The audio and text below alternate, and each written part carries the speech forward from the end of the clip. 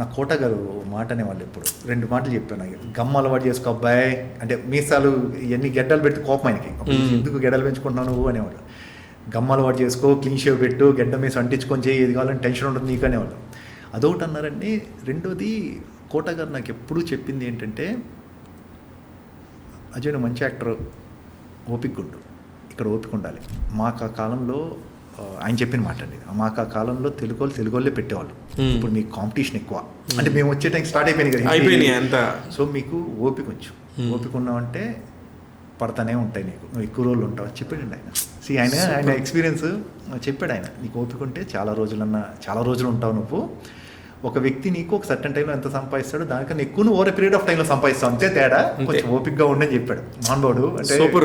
అంటే ఈయనండి ఇప్పుడు ఈ నేర్చుకోవడమే, అదొక ఎక్స్పీరియన్స్, లైఫ్ టైం ఎక్స్పీరియన్స్. కోట గారు లాంటి వాళ్ళు ఒక 700 ఆర్ట్ సినిమాలు చేసిన వాళ్ళు మీకు ఆ మాట చెప్తున్నా అంటే దానికి వాల్యూ ఉంది 100%.